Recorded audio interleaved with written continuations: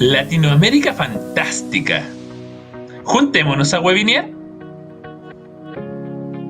con la profe Andrea, el profe Daniel, la profe Camila y el profe Oscar.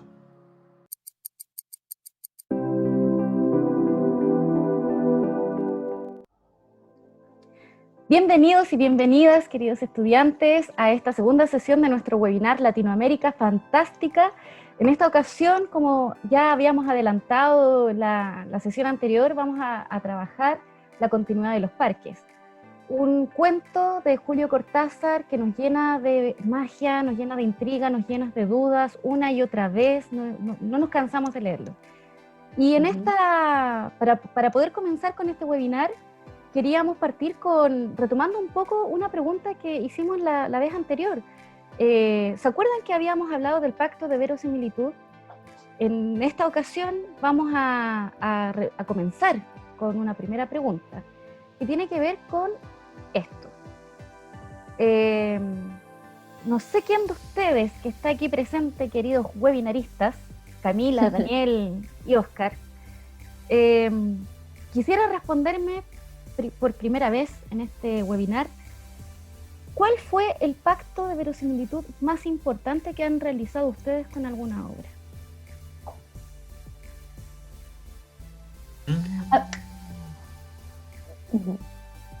Estaba pensando... ¿Puedo, cierto? Sí, no hay problema. Sí, por supuesto, adelante. Mira, resulta que uno de mis libros favoritos es 100 años de soledad, ¿cachai? Y donde recuerdo yo el pacto de verosimilitud más importante, el que me dejó así, fue la escena en la que Remedio asciende a los cielos. La mujer más bella del mundo, esa mujer preciosa, que era demasiado bella para vivir entre nosotros, asciende al cielo en cuerpo y alma, llevándose consigo las sábanas de Úrsula. Y Úrsula, más pendiente de las sábanas que de Remedio, se queja porque va a tener que comprar un juego nuevo. Entonces yo digo, ¡pero se está yendo! ¿Cómo no le dicen nada? Y ahí fue como, ese es el mejor pacto de verosimilitud para mi gusto también. Bueno, si tú quieres leer 100 años de soledad, 10 de 10.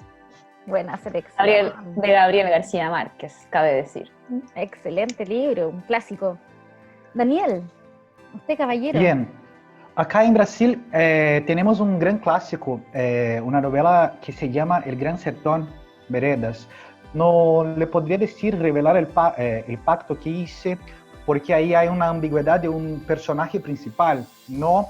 Que está en el sertón, que vive en el interior de Brasil, y están ahí en una pelea entre dos grupos muy fuertes, y el protagonista se enamora de este otro personaje, pero es toda una ambigüedad, ¿no? Y al final, cuando descubre lo que pasa realmente, ahí se da cuenta del pacto que hiciste. Entonces, sería eso, de João Guimarães Rosa. Es un autor muy importante para nosotros, ¿no? Que trabaja mucho con el lenguaje y lo desarrolla muchísimo bien ahí en esta novela. Excelente, excelente, muy buen escritor por lo demás. Sí. A mí me gustaría lanzarme con uno porque la verdad es que hablando como de los autores latinoamericanos, a mí lo que se me viene a mi mente al principio con lo primero es Julio Cortázar. Mi pacto de verosimilitud, yo a él le creo todo. Y creo que el pacto más importante que hice con él fue con La Noche Boca Arriba. Un cuento que me dejó impactada, porque además me enseñó muchas cosas. Yo no sabía lo que era una guerra florida, y ese cuento me llevó a investigar y a conocer sobre la historia de los aztecas, los sacrificios humanos, y finalmente como esto de ir en la captura de alguien, como esto del arrancar constantemente, de no saber en qué. Me encantó. La Noche Boca Arriba creo que fue el pacto más importante de verosimilitud que yo he realizado. Hemos coincidido nuevamente, Andrea, al menos en el autor. Es sabido entre ustedes, estimados amigos y amigas, que mi género favorito es el cuento. Y ciertamente uno de los pactos más importantes, y el pacto más importante que yo he hecho de verosimilitud, ha sido precisamente con la continuidad de los parques.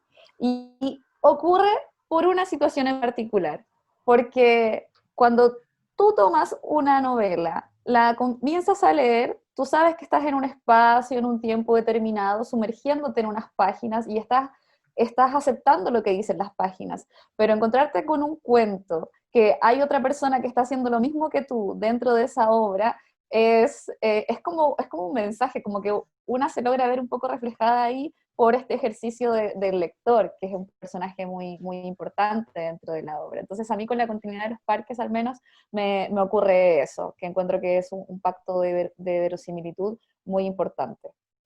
Pero Camila, tú nos mencionas de esta historia, que es muy linda por lo demás, pero ¿de qué se trata esta obra? No sé, ¿quién me podría responder de qué se trata esta obra? Porque la verdad es que cuesta, a mí me costó mucho entenderla la primera vez que la leí.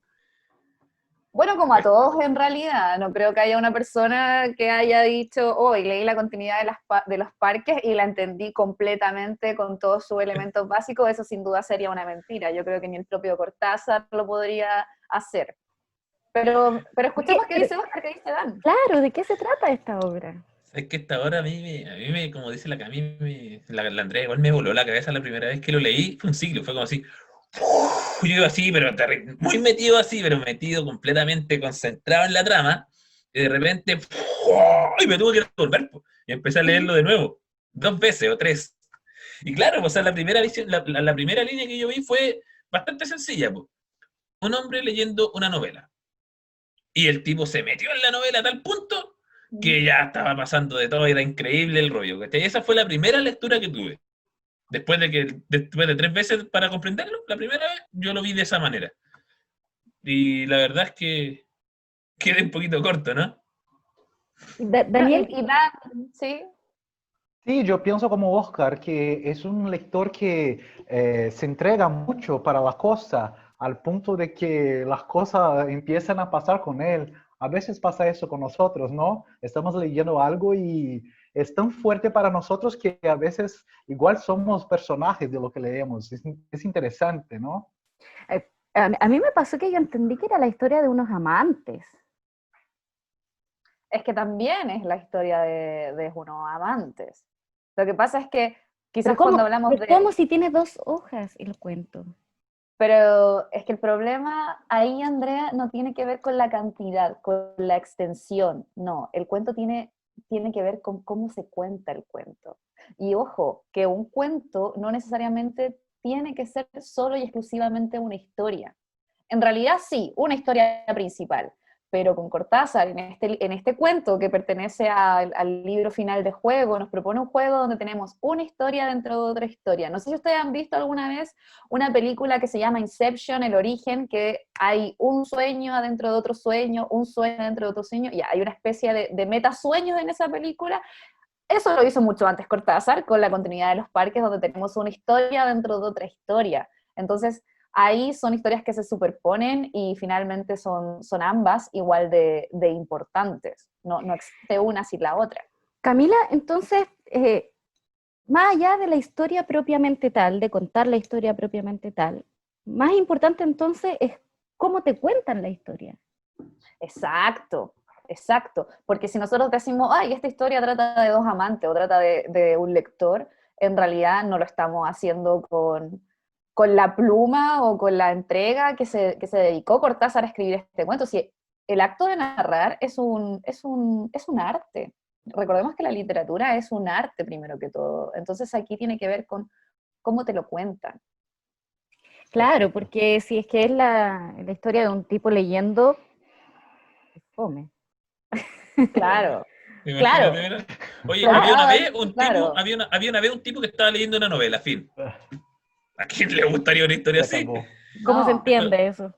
Entonces, si finalmente... Pero la magia que tiene Cortázar es esa, de contarte una historia y transmitirte, transportarte a un mundo completamente diferente, en el que te termináis, si el personaje está corriendo, termináis sudando con él, y si el personaje está asustado, el corazón te acelera. Entonces, Cortázar tiene una magia gigantesca que espero que podamos reflejar hoy día. Claro, y puede captar distintos acontecimientos muy cotidianos, como es leer un cuento y hacer de de este acontecimiento una obra narrativa tremenda, y para eso simplemente hay que ser un genio. Me imagino. Entonces, ordenemos un poco el asunto porque cuando leemos la continuidad de los parques, de repente nos perdemos, se nos desordenan, se nos mezclan algunas cosas, entonces ordenemos un poco el asunto. Como la Camila nos dice que lo más importante es cómo te lo cuento, entonces eso quiere decir que los elementos de la narración, como el narrador, el tiempo, los personajes, el espacio, las costumbres, etcétera, que son los elementos que conforman la narración, tienen que tener una disposición para que logren esa magia, ¿cierto? Entonces, no sé, pues, Oscar, que de repente hagamos este análisis. No sé si les parece, habíamos creado, aquí una sorpresa, esta es una sección que se llama Te cuento el cuento. Así que en esta sección que vamos a realizar, vamos a hacer este análisis de los elementos literarios para ver cómo podemos entender o tratar de entender este cuento que es tan complejo en 2 hojas. Oscar, respecto del narrador, ¿qué nos podría decir respecto del narrador? Primero que todo, que no es el narrador, sino que son los narradores. Mínimo 3. ¿Por qué te digo mínimo 3? Porque en este cuento nos vamos a encontrar con una, bueno, parte de la pluma que tiene Cortázar, ¿no? Que tiene una perspectiva de narración desde 3 focos diferentes, al menos. Yo te podría decir incluso a ti, lector que estás en tu casa escuchando, que pueden ser hasta 5. Pero vamos a trabajar con los 3 más importantes. Imagínate esto. De repente tú pensás en un cuento como Caperucita Roja, narrador omnisciente te cuenta la historia de principio a fin. La Caperucita salió de su casa, pasó por el bosque, conoció al lobo, llegó a la abuelita, un cazador, se la salvó, mataron al lobo, fin. En este caso, el cuento se cuenta desde 3 perspectivas diferentes. ¿Por qué? Porque tenemos la primera perspectiva en la cual hay un narrador claramente omnisciente que está viendo todo, está viendo a un sujeto que se sienta, que lee su novela, ¿cierto? Que se prepara, que prepara el ambiente para que esté todo tranquilito, tranquilito.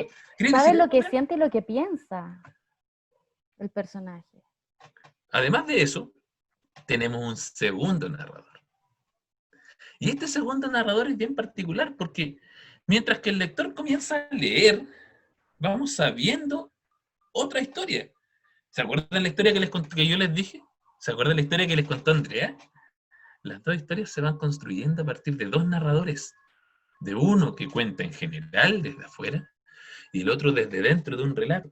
Tenemos un relato dentro de otro relato, como lo había dicho Camila, ¿se acuerdan?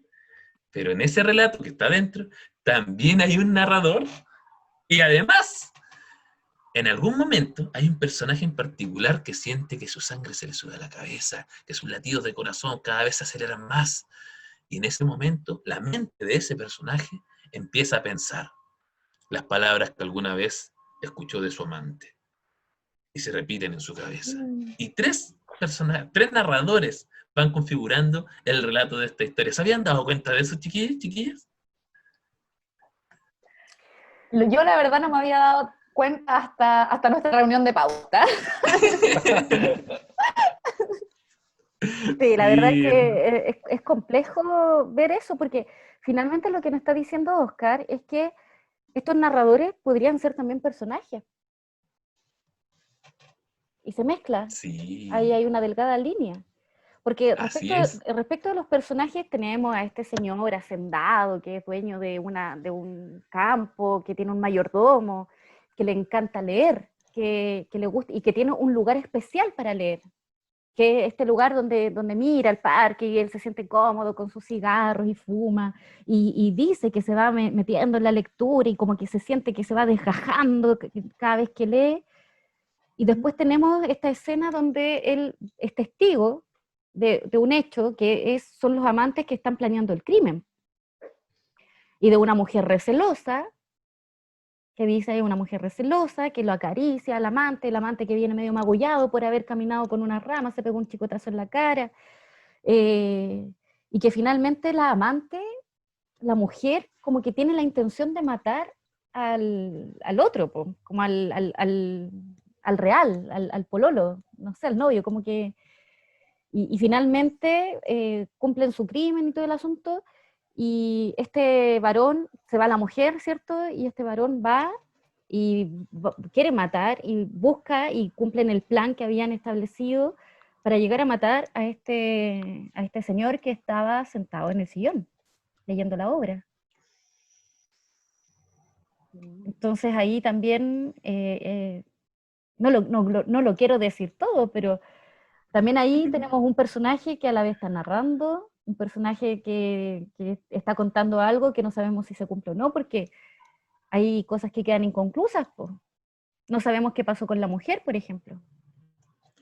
Oye, Andreita, dentro de toda esta estructura que estamos viendo, porque hemos hablado de los personajes, de los narradores que son bacanes, pero siempre que son excelentes personajes, o sea, elementos importantes, fundamentales, pero hay otro factor que es fundamental también, que es el tiempo. No sé si el Dan nos puede comentar un poquito respecto a eso. ¿Cómo el tiempo en este cuento? ¿De qué trama? ¿Tiempo de qué trama quiere Oscar? ¿Cómo? El tiempo dentro del tiempo. Claro, ¿qué tiempo? ¿De qué tiempo vamos a hablar? Sí, es una otra estructura, ¿no? Es un otro aspecto estructural. Así cuando vemos una fecha en una trama, ahí tiene que ver con el tiempo, es algo más superficial, ¿no? Pero también cuando hablamos, por ejemplo, de la cuestión lineal o no lineal, eso tiene que ver con el tiempo. Está totalmente relacionada con la trama, es decir, si un tiempo es lineal es porque los hechos ocurren uno al lado del otro en secuencia, ¿no? Entonces, es eso más o menos lo que podemos pensar con relación al tiempo. Ahí, en este cuento, es importante porque ya desde su título tenemos una palabra que nos remite a esta idea, la continuidad, ¿no? Continuidad es el término ya que nos indica que estamos en el campo temporal de algo. ¿Por qué continuidad? Así que bueno, yo les traje acá y les voy a comentar rápidamente algunas partes muy cortas, algunas frases, porque cuando buscamos en el cuento algunas palabras, hay un campo semántico, es decir, palabras que se relacionan, ¿no?, en un cuento, y así podemos hacer el análisis de alguno de los aspectos estructurales. Entonces, por ejemplo, al inicio del cuento ya tenemos ahí la primera frase que nos dice,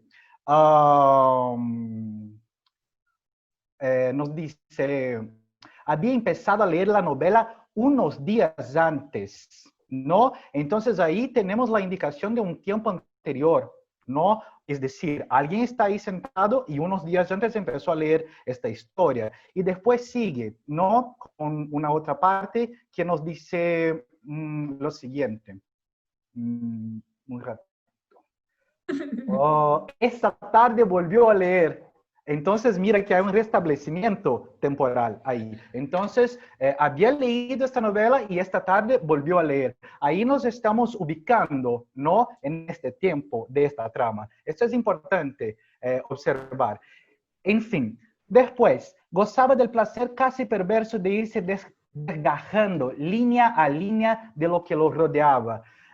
Mira, este rodear ahí, estamos hablando acá de aspectos estructurales que son distintos, pero ellos tienen relación en la trama. Entonces ahí podemos pensar que este rodear tiene que ver con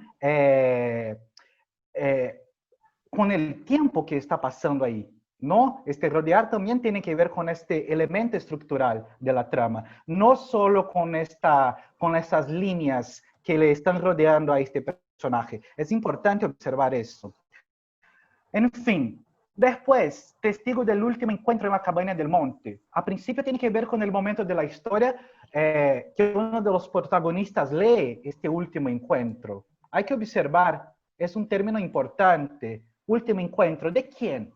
Entonces, hay un marcador temporal ahí que es importante que observemos, ¿no? Y para que terminemos, primero estaba la mujer recelosa, ahora llegaba el amante.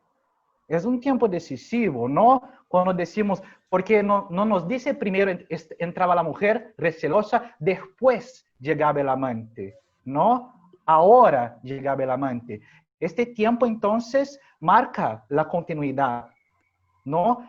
Todo estaba decidido desde siempre. ¿Para quién estaba decidido desde siempre? ¿Para el protagonista que lee, el personaje que está en la narrativa, que el protagonista lee, para tu lector, para yo, lector, para el narrador, para el escritor, para quién desde siempre todo estaba decidido. Entonces, a partir de esa hora, cada instante tenía su empleo minuciosamente atribuido. Entonces, todo eso que dice Cortázar tenía un porqué, ¿no? Entonces, cuando dice, a partir de esa hora, cada instante tenía su empleo minuciosamente atribuido, para la buena literatura, cada instante tiene su empleo minuciosamente atribuido. En esta trama, a partir de esta hora, todo momento es importante, ¿no? Entonces, cada uno de esos marcadores temporales ahí nos dicen algo y muchas veces tienen múltiples significados. Hay una ambigüedad múltiple en este cuento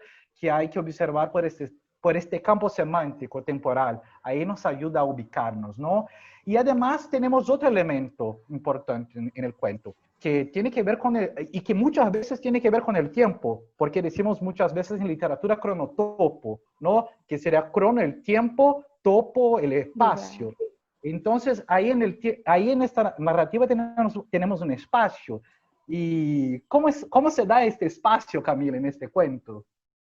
Oye, qué bueno que lo comentas, Dan, porque bueno, tiempo y espacio son como dos caras de una misma moneda, ¿cierto? Son dos principios de la física que son indivisibles, que van desde la mano. Y de hecho, un filósofo alemán, Immanuel Kant, él establece que el tiempo y el espacio son intuiciones puras, es decir, no los podemos apreciar, tocar de manera objetiva, pero los podemos intuir. Conocemos el tiempo y el espacio a priori, antes de la experiencia, porque el tiempo y el espacio son necesarios para la experiencia. Entonces, acá el tiempo y el espacio que va narrando nuestro narrador, o nuestros narradores más bien en la continuidad de los parques, lo que hacen es que nos cuestionemos cómo funciona esta misma intuición, porque recordemos que la continuidad de los parques es un juego de ficciones, o sea, es aceptar como lector o lectora yo este pacto de verosimilitud. Dentro tenemos a este lector que también acepta este pacto, y así sucesivamente. Entonces, acá podemos hablar al menos de tres espacios muy importantes, de tres parques, mencionándolo como lo diría Cortázar. El parque inicial, que es de quien lee esta obra. Recordemos que el lector debe ser un sujeto activo. Sin lector, la obra no tiene sentido. Entonces, el espacio en el que se sitúan los lectores, luego los espacios de la historia principal, que vendría a ser espacios bastante cotidianos, como lo vendría a ser el tren, como vendría a ser el parque, una sala de estar, un living. Todos tenemos nociones de eso. Entonces, el espacio lo trata de configurar Cortázar de una forma muy cotidiana, ¿ya? Y dentro de esta historia tenemos a esta novela que lee nuestro protagonista, que ahí también tenemos otro espacio, que vendría a ser ya otro parque, el tercer parque, ¿cierto? Entonces el primero es de la lectora o lector, el segundo parque, el del lector que está dentro de la novela, y el tercer parque vendría a ser la novela que está dentro del cuento, ¿ya? Entonces, este espacio funciona casi como una cinta de Moebius, esta cinta que es para retratar el infinito, ¿cierto? Que tiene un lado reverso y un adverso, y si yo tomara una bolita y la pudiera lanzar por ahí, se desplazaría continuamente y eternamente. Entonces, este parque vendría a ser una especie de nudo, este parque de los robles que se ve desde la ventana del lector, que coincide con la descripción de este parque lleno de hojas secas que cruza también el amante. Tenemos esta sala con el alto respaldo de un sillón de terciopelo verde, donde está sentado nuestro lector y donde también está sentada la víctima, y ahí el espacio hace que coincidan finalmente ambas historias, ¿ya? Y ese punto de encuentro vendría a ser la conclusión, un poco el desenlace de la obra. Entonces, el espacio, si bien no es tan... si bien el espacio y la continuidad de los parques es distinto a cómo se da en otras obras, está tan bien trabajado que lo podemos intuir y lo podemos entender, independiente de que para ello sea necesario leer una o dos o más veces este cuento, pero se puede hacer porque la manera en que lo va contando, lo va narrando, Cortázar y ahí nuestro narrador específicamente, y las voces narrativas que están dentro del cuento, hacen que se junten finalmente en un punto. Y es curioso porque en realidad nosotros, como personas, habitamos un espacio que antes de nosotros y nosotras ya habían habitado muchas personas antes, pero sigue siendo el mismo espacio, y en ese mismo espacio sigue continuando el curso de la historia, que no podemos conocerla y percibirla completamente, pero la podemos intuir. Y ahí, respecto del espacio, yo creo que hay algo que es tan importante y que tiene que ver con lo que decís tú, y a todo esto mencionar tu traje de terciopelo. Muchas 10 de gracias. 10. El espacio es tan importante porque finalmente cuando uno está leyendo y comienza, no, ya rellenado en sus sillones, este lector que es un lector apasionado, es un lector que se sienta y se come el libro, o sea, no es uno que dice, no, ya me voy a leer así, voy a leer al baño, me siento, no. No, voy a leer para la prueba, me lo voy a leer para la prueba del profe Oscar, de la profe Andrea. Es un lector muy, no sé cómo decirlo, apasionado, yo creo que es la mejor, tan apasionado que se mete en la historia y después quizás no puede salir. No sé, es terrible lo que le pasa. Yo diría que es un lector comprometido con su novela. No puede dormir hasta que termine su novela, porque se ha comprometido con la historia. Así es. Oye, si me dejan agregar un elemento adicional, porque con esto del espacio me gustó todo lo que describió la Camila, pero me gustaría darle a nuestros queridos auditores, a nuestros queridos espectadores, una pequeña pista. Fíjense, por favor, cuando ustedes vayan leyendo a nuestro primer personaje, a nuestro lector, esa primera narración, fíjense en qué momento del día está. Después vayan a la siguiente historia. Y en esa siguiente historia, fíjense en qué momento del día están. ¿Por qué razón? Porque ¿se acuerdan cuando hablaba la Camila de continuidad, de parques en continuación? Hay pistas clarísimas que nos van a llevar a comprender cómo los distintos planos de realidad se van superponiendo y se van finalmente mimetizando. Así que atentas con esa pista de lectura. Claro, y esa pista de lectura tiene que ver con el tiempo, que lo mencionaba Dan también anteriormente, y recordar que, claro, nosotros acá hemos hecho esta división de tiempo y espacio, pero en realidad son dos elementos que van directamente de la mano. No puede existir uno sin el otro, como que no puede existir una obra literaria si no están los lectores también. Entonces es muy indispensable el uno para el otro. Sí, otra clave de lectura es el sillón de terciopelo verde. Sí, así es, el sillón de terciopelo verde. El sillón de terciopelo verde, si es que nos saltamos esa clave de lectura, si es que pasamos de largo por ahí, probablemente termine siendo una historia de amantes que quieren matar a alguien o la historia de una persona que lee la novela. Pero si nos damos cuenta, en el sillón de terciopelo verde, en la primera sala vacía, en la segunda sala vacía y al final del pasillo, el sillón de terciopelo verde, ahí nos hace clic.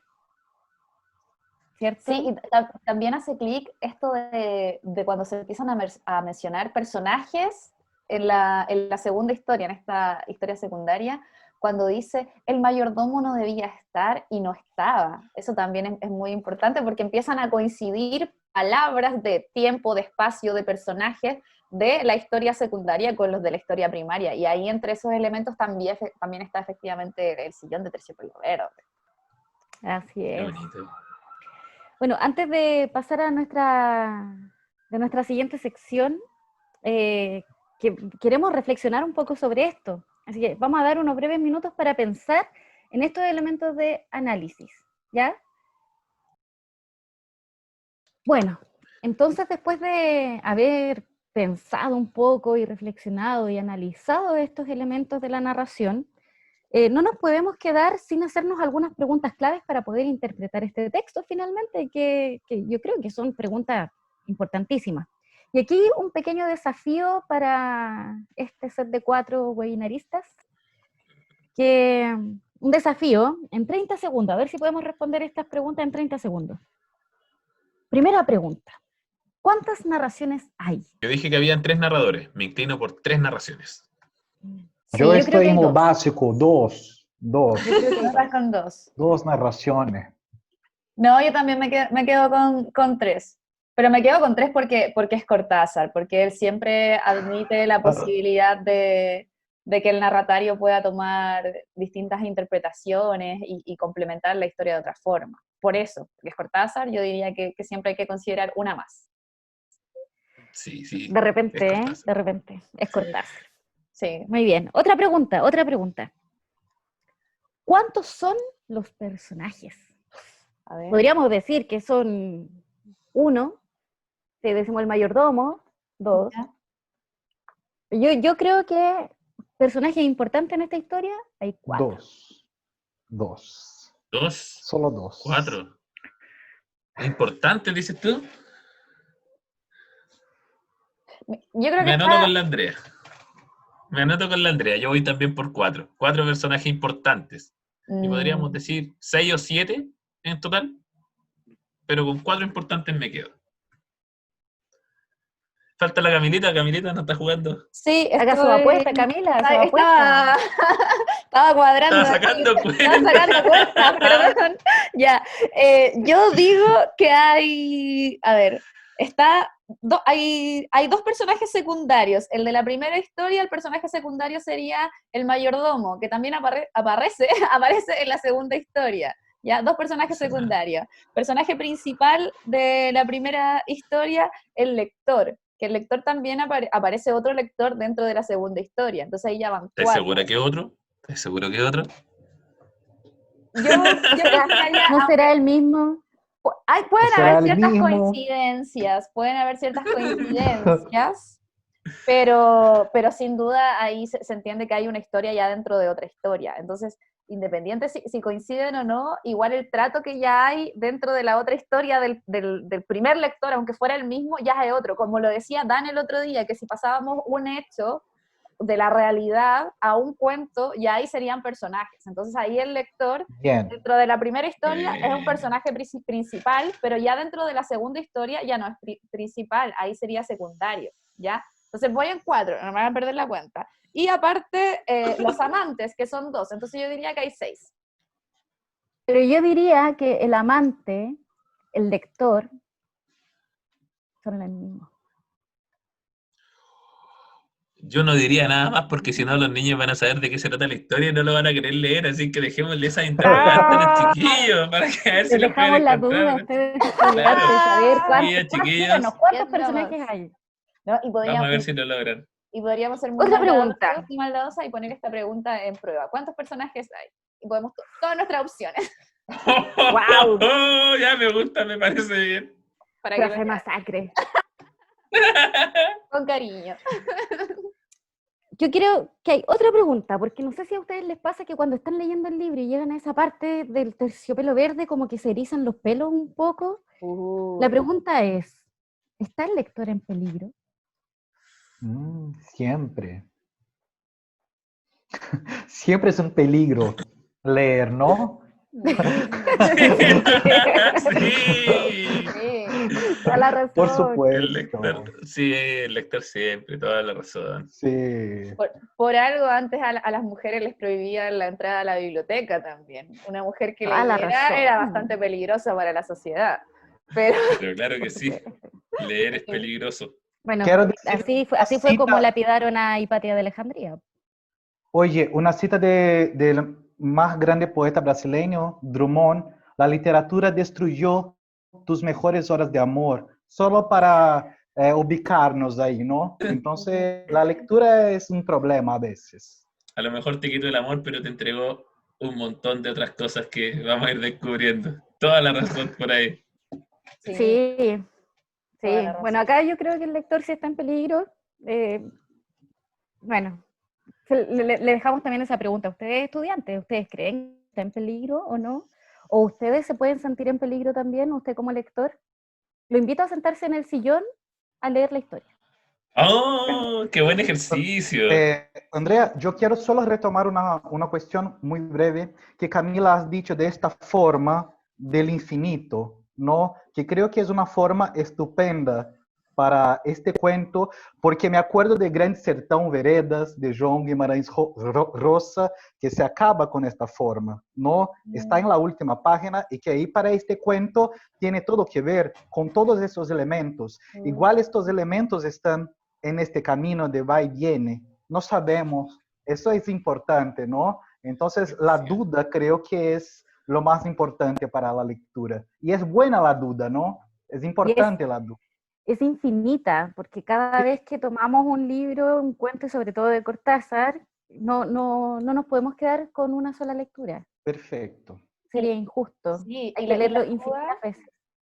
Y la duda del tiempo y el espacio, como ya lo habíamos dicho antes, y que son solamente intuiciones, las tenemos todos nosotros y nosotras, porque nosotros que hemos compartido espacios en común, seguramente todos tenemos distintas versiones de lo que fue, por ejemplo, nuestra casa de estudio, ¿cierto? De lo que es Brasil, tenemos distintas versiones, a pesar de que es el mismo espacio. Entonces, eso también lo intenta reflejar un poco la continuidad de los parques.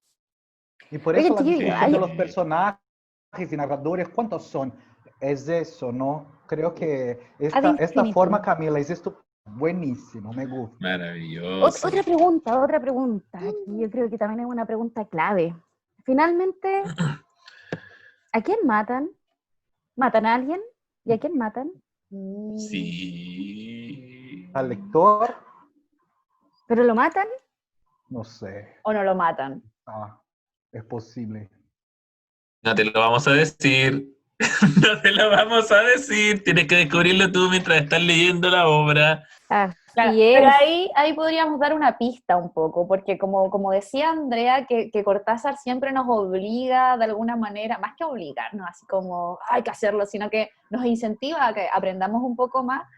Podríamos darle la pista a nuestros estudiantes, bueno, y a nuestro público, que la novela que está leyendo el lector es una novela policial, y como tal las novelas policiales tienen ciertas características, y con eso tal vez podrían resolver si hay o no hay un crimen, hay o no una muerte, pero eso ya lo tienen que averiguar. A ponerse la lupa, diccionario en mano. Sí. A leer. Buenísimo. Sí. Bueno, aquí en esta obra finalmente hay algo que es muy importante y que es la pregunta con la que partíamos al comienzo, porque finalmente este lector tan apasionado hace un pacto de verosimilitud con el libro que está leyendo, a tal punto de que uno no sabe qué es lo que está pasando ahí, como que se ahoga en la misma historia. No sé, Camila, que quizás nos podrías, con tu sapiencia, explicar un poco qué es lo que está sucediendo ahí. Bueno, la semana pasada yo les había comentado un poco que en la continuidad de los parques se ve el sentido mismo de la literatura. La literatura es un poco este escape de la realidad para conocer nuestros mundos desde otras perspectivas, desde la perspectiva de la ficción, del juego de la ficción. Y eso requiere que nosotros seamos buenos lectores, o sea, leer no es simplemente pasar la vista por encima del papel, juntar sílabas, letras, consonantes, no se trata de eso, se trata de compenetrarse un poco con las páginas y comprometerse. ¿Y cómo me comprometo? Me comprometo desde la primera página a aceptar toda esta realidad ficticia que me va proponiendo el narrador o las distintas voces narrativas que pueden aparecer, ¿cierto?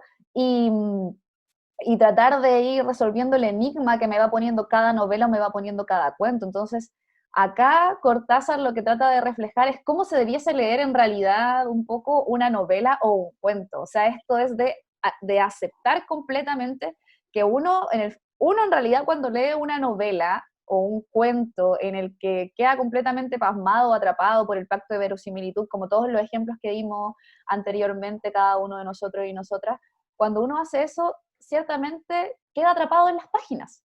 Entonces no es extraño que vuelva a aparecer, que nos aparezca otro lector en la segunda historia, porque él se ve un poco a sí mismo, porque eso es hacer un pacto, es aceptar que estás ahí, que eres testigo de la historia, que lo conoces. De hecho, yo quería decir una cita que refleja lo que estás diciendo tú. Gozaba del placer casi perverso de irse desgajando línea a línea de lo que le rodeaba. Ya ahí, por eso, chiquillos y chiquillas, yo les invito a pescar el cuento, a sentarse en un sillón que tenga de espaldas a una puerta, ojalá mirando una ventana, y léanlo, a ver qué sienten en la espalda. Oye, chiquillos, ¿les puedo compartir una experiencia feliz?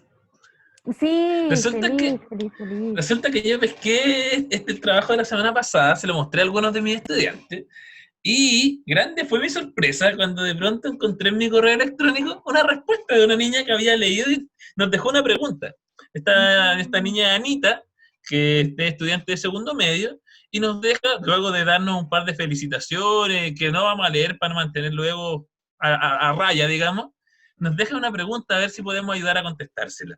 La pregunta dice así: algo que me pareció curioso es que yo al menos tenía la idea de que los autores latinoamericanos se iban a Europa. A medida que los iban nombrando, los fui buscando, y en realidad lo que me pareció curioso es que ustedes nombraron a estos autores como representantes latinoamericanos por su país, pero ellos en realidad se desarrollaron en Europa. No sé, me explotó la cabeza. Esa es Bueno, la pregunta que me hacen estudiantes. decirle a Anita algunas cosas importantes de Latinoamérica, de la identidad latinoamericana. Los latinoamericanos no somos algo puro, no somos algo puro, somos una mezcla de indígenas, una mezcla de extranjeros, de migrantes que se trasladan por distintas partes del mundo, de exiliados, latinoamericanos exiliados, producto de las dictaduras, producto de las crisis económicas que se trasladaron a Europa, que estuvieron para allá y para acá. Por lo tanto, el ser latinoamericano también implica eso, implica ser migrante, implica ser exiliado, implica un no lugar que es tu lugar, una mezcla de lugares, una mezcla de culturas, una mezcla de tradiciones que perfectamente conviven, porque esa es la gracia de Latinoamérica, su diversidad. Y eso es lo que estos escritores también rescatan. Julio Cortázar, en una entrevista que le hacen, una entrevista en blanco y negro, estamos hablando de los años 60, 70, él decía, los escritores latinoamericanos escribimos en la soledad y en la pobreza, y lejos de Latinoamérica, pero extrañando Latinoamérica. Era tanto lo que extrañábamos nuestra tierra que decidimos escribirla. Entonces, quizá ahí pueda responder un poco la pregunta de Anita. Quizás, no sé si tienen algo más que Oye, decir. ¿Me dejan complementar un poquito? claro. Anita, no sé si a ti te pasa, pero yo cada vez que salgo de Chile, cada vez que salgo, por ejemplo, de Santiago, voy extrañando lo que yo dejo acá. Porque cada vez, por ejemplo, yo el año pasado estuve en Europa. Y haber estado en Europa reafirmó mucho más mis ganas de sí. Y reafirmó mucho más mis ganas de realmente estar de vuelta en casa.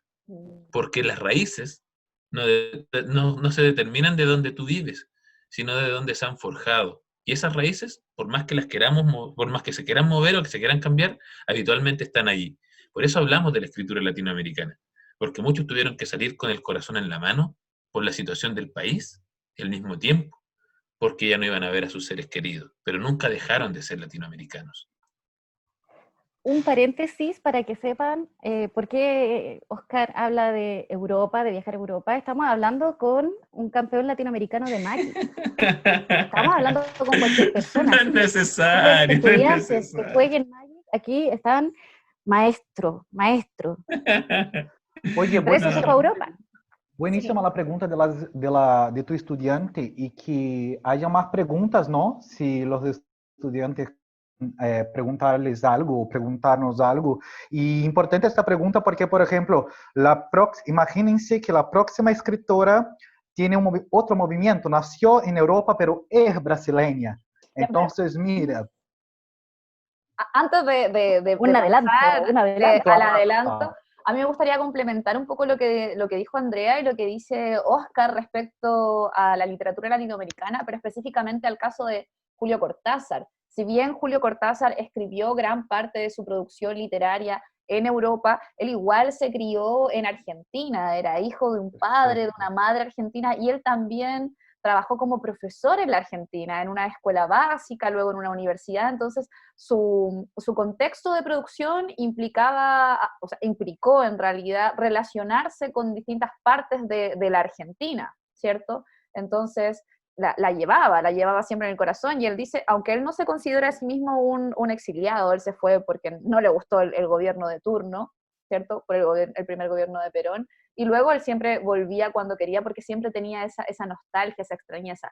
Pero más allá del contexto de producción, si nosotros hacemos un trabajo minucioso y comparamos cómo son los movimientos literarios de Europa y cómo son los movimientos literarios de Latinoamérica, independiente que Latinoamérica se haya escrito aquí en Latinoamérica o en Europa, hay sentimientos que son propios de Latinoamérica, y uno de esos sentimientos, el sentimiento de lo fantástico, el sentimiento de lo realismo mágico, que son sentimientos que no logró y no ha logrado abordar la literatura europea, porque están aquí en nuestra identidad, en nuestro ADN. La extrañeza, finalmente. Eso sí. Sí. Porque ¿cómo cuentan los escritores latinoamericanos? Y eso es lo que queremos rescatar en este webinar. ¿Cómo cuentan los escritores latinoamericanos? Es un arte de narrar. Es un arte de narrar. La disposición de los elementos en la narración, cómo te tiran una palabra, te tiran un punto, una coma, un paréntesis, que te da vuelta todo. Es realmente increíble cómo consiguen la magia. La magia. Y aquí algo importante, ya como vamos como cerrando nuestro webinar, no sé si ustedes se habrán dado cuenta de que cada uno leyó lo que quiso, interpretó lo que quiso. Y lo importante es eso, no hay respuestas correctas, no hay que sí, tú tienes la razón, no, eso no existe en literatura. Lo que sí existe, y que es lo más importante de todo, es que son respuestas bien fundamentadas. Eso sí. Compartimos visiones, compartimos experiencia. Camila vio una cosa, Oscar vio otra, Daniel otra, y ninguno tenía la razón, o quizás todos tenían la razón. Pero lo más importante es cómo lo justificamos, es cómo lo leemos, cómo damos la clave de lectura para decir, mira, esto podría ser, por aquí va. Y esto es lo más enriquecedor de todo. Así que no se preocupen si es que no lo entendieron, léanlo 15 veces, las 15 veces lo van a leer, lo van a entender de una manera distinta, le van a encontrar otra gracia, le van a encontrar un recoveco ahí escondido, van a encontrar hasta que encuentren la magia. Eso, la magia de Cortázar. Oye, Dan, ¿nos estabas contando del próximo capítulo? ¡Wow! Sí, claro, el próximo capítulo. Pero con preguntas para ¿no? Quizá empecemos contestando algunas preguntas, o no sé, al final. Ojalá. Pero el próximo capítulo, una escritora brasileña, finalmente, ¿no? Sí. Por Dios. Por las diosas, ¿no? Una de las favoritas también. Sí, la mejor de Brasil, la mejor de Brasil. Bien. No, hay que ser Clarice Lispector, ¿no? Entonces, Clarice Lispector. Restos de Carnaval. Oh. ¿Cómo se dice en español? Restos de carnaval. Restos de carnaval. Muy bien. ¿Cómo era en portugués? ¿Cómo en portugués? Restos de carnaval. Carnaval. Brasil. Oh, me encanta.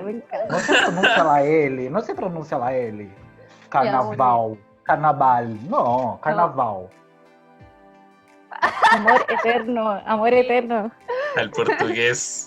Maravilloso, así que en la próxima sesión de nuestro webinar vamos a conocer a esta maravillosa escritora brasilera, Clarice Lispector, con Restos de Carnaval, para que lo busquen.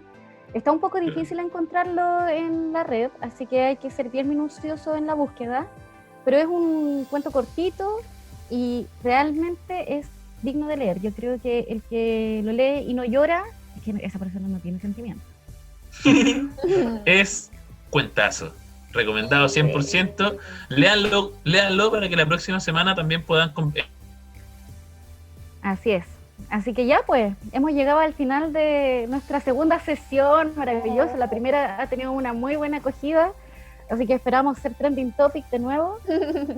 Sí, Latinoamérica fantástica. En esta segunda sesión, la continuidad de los parques. Ojalá les haya gustado. Palabras de mucho amor, de mucho cariño. Esto está pensado para ustedes, estudiantes, para sus familias, si lo quieren compartir también. Y bueno, nada más que decir, agradecerle nuevamente a este maravilloso panel de webinaristas secos y secas en lo que hacemos, con mucho amor a nuestros estudiantes. Y eso, pues, nos vemos con Clarice Lispector. Nos vemos. Besitos. Chao. Adiós. Chao. Chao.